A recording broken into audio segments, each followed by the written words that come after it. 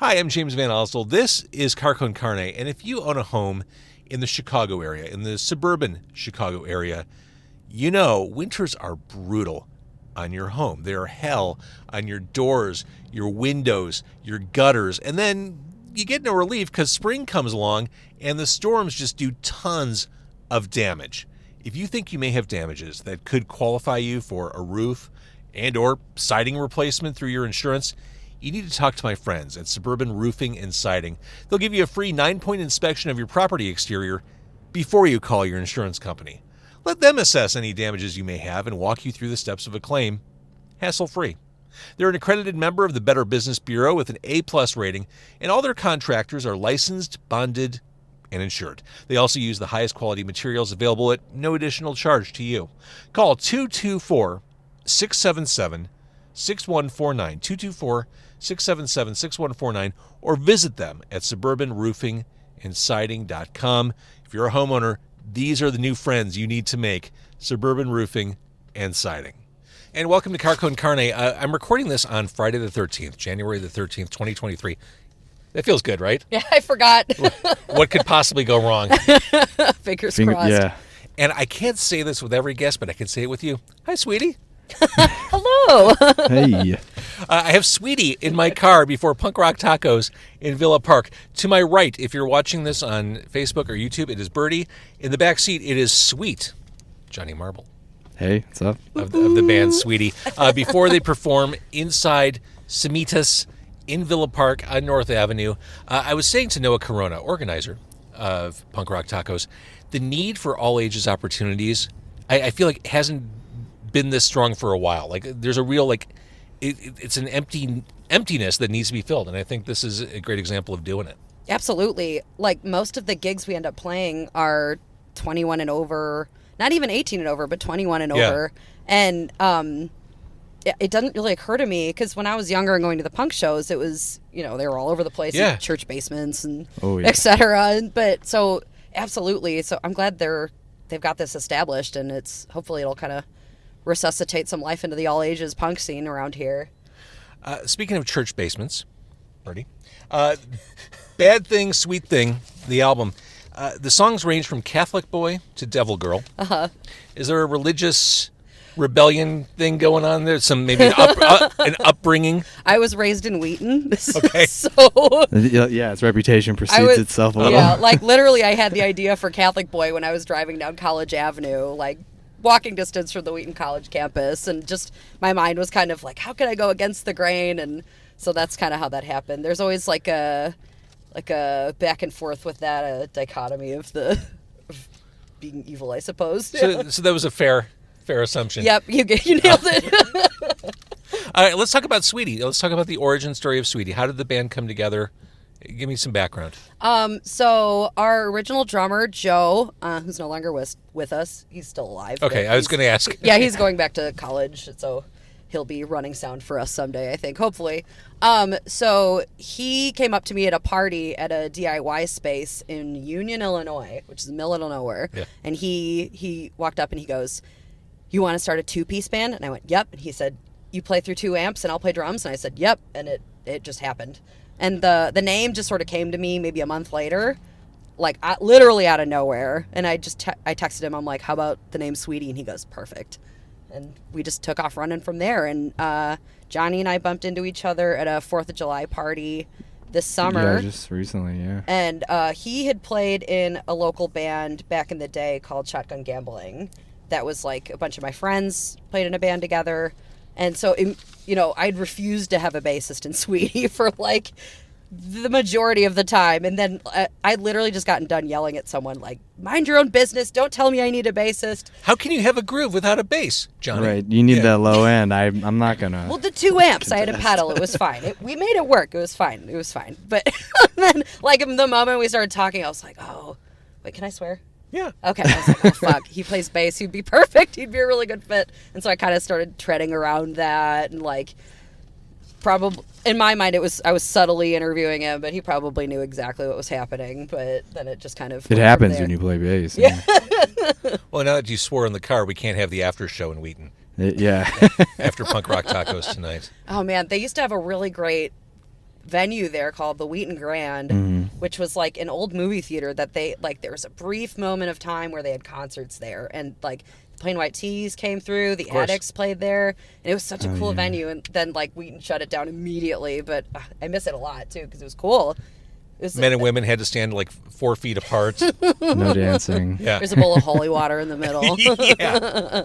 So again, Bad Thing, Sweet Thing is the album. These are short, sweet, raw, bluesy garage rock songs. Yeah. Rock lives. Period. The guitar lives. Thank you. With Sweetie. Absolutely. Is that the stuff you were kind of weaned on? Yeah, I'd say that's kind of the genre that I always stick to. Like, it just occurred to me this morning. I'm like, you know what? I probably don't always have to listen to music with a guitar and drums. Like, there's other things in the world. Who knew? I've heard that. Yeah, it was when I was listening to Bjork on my way to work, so it got kind of weird. I was listening to Portishead, so we were Fabulous. kind of sharing a vibe. Absolutely. My dad, he was a DJ on a rock and roll station in college before he I don't want to say sold out, changed, took a different path. And he saw that there was no future in that. Yeah. You could say it. I get it. Yeah, I think the late nights kind of... He'd been locked out of the radio station at 2 a.m. in the middle of winter too many times to want to do that anymore. I've been locked out of radio stations too, but it's because my key card was revoked and they were going in a different direction. It's just a thing that happens. So he'd kind of sprinkle around, rock and roll bands. Oh, have you heard, introduce me to Jimi Hendrix and the Cramps and the Ramones, stuff like that. I love it. Yeah. I love it. Songs on this album, I love Huffing Gas. I'm a sucker for a good cover. These boots are made for walking. Thank you. That's a fun one. I forget why we decided to do that cover, but I think we used to play it with an old band. So I brought that into Sweetie, and it's just simple. We kick the shit out of it. You kick the shit out of it with boots. No pun intended. Yeah. So again, we're recording this in January 2023. The year is young. It is brand new. What's the future look like for Sweetie? A new album. We've been working with North Central Productions for like months on this next album. I won't say the name. We're keeping it very secretive, but there's 11 songs on it. And it's like Bad Thing, Sweet Thing. Like, she's all grown up now, and it sounds beautiful, and I'm really proud of it already. Awesome. Yeah. So a timetable for that? Late spring, early summer, I think. Sweet Johnny Marble, how are you feeling about the album? It sounds great. I mean, if you like Bad Thing, Sweet Thing, this one I think has a lot more depth. It breathes. Its instrumentation is more expanded, obviously, but it's pretty cool. So, obviously, we're recording this outside a show. By the time people see this or hear this, it'll be too late for them to see you at Punk Rock Tacos. Anything else on the books that we can promote? We're going to be playing at the Burlington on March 3rd? Sometime in March. Yes. So, at Burlington in March. Awesome. Yes. All right, so this will be a fun year for you. Absolutely. It's starting out good. Yep. All right. Do you eat before a show? I mean, are you going to have a taco before you... I'm in so much drag right now that I have to wait. I have to wait to eat till after. I'm wearing like 4 pairs of tights and I have so much makeup on. Like after when you are the best dressed guest we've had. Thank you. On this podcast in weeks. I have a lot of friends that do drag that have kind of there's one of my Rocky Horror castmates, and there are some of my friends that do drag. Hi. So that's. Well, all right. Let's talk about Rocky Horror because I know that's. That's a whole thing with you. Yeah. So Columbia just walked by. Okay, Columbia. Forgive me. The redhead. Yes. Yeah. Okay. The tap dances. It's been a bit, but I mean, the fanaticism, like the level of fanaticism to the point where you perform the show. That's like next level stuff. That I just. It's cult. That's like the only way of describing it. It's cult.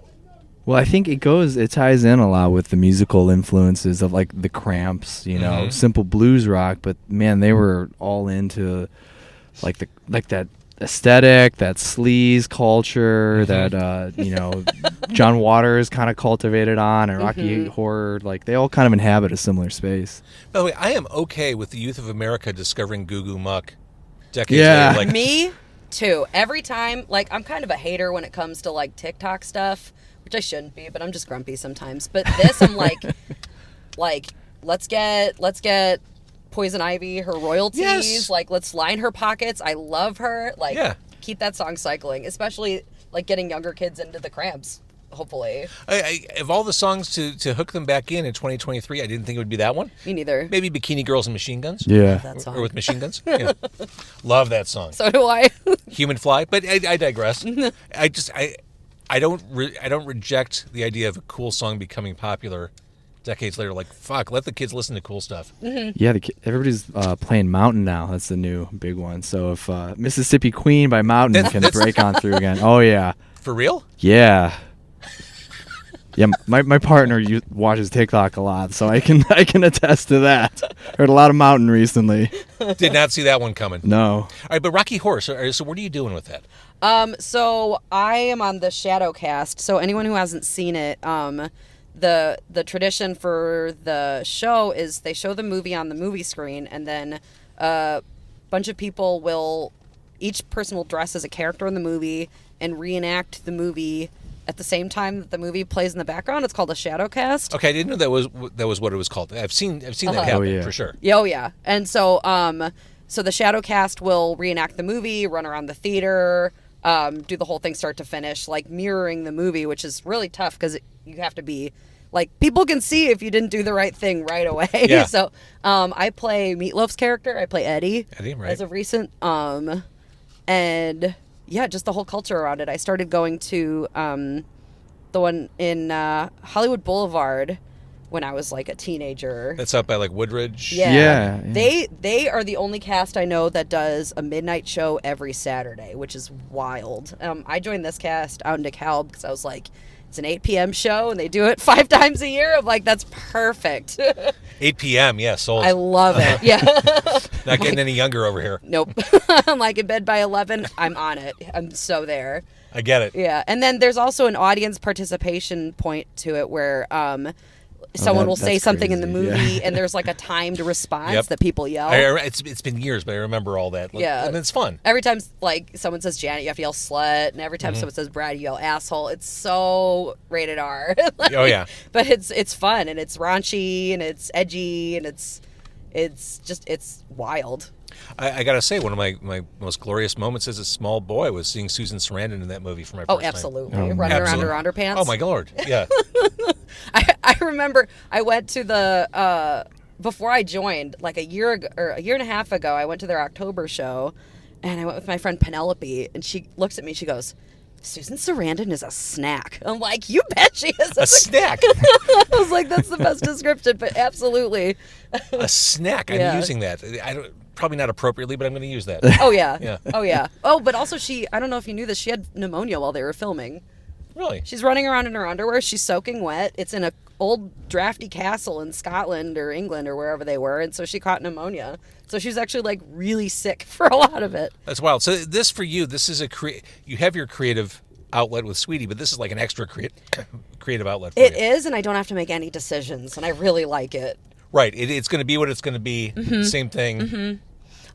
So there have been a couple times in my life where I've joined groups of things, and like the moment you show up, you're like, oh, I found my tribe of people. Rocky Horror was one, rugby was another, and then doing a foreign language program at NIU was the third. And so just the moment you're like, oh, these people are the same level of weird and obsessed that I am, like, we're here for it. I love it. All right. So Sweetie, we'll look for the new album this year. We'll see you at Burlington in March. Oh, and we've, we're not playing, but Rocky Horror at the Egyptian Theater on February 17th in DeKalb. And it's 8 o'clock. Yeah. I mean, come on. I love it. Bedtime, early bedtime. Just in time for Valentine's Day. A lovely date opportunity. Absolutely. All right. Thank you for doing this. A pleasure to finally meet.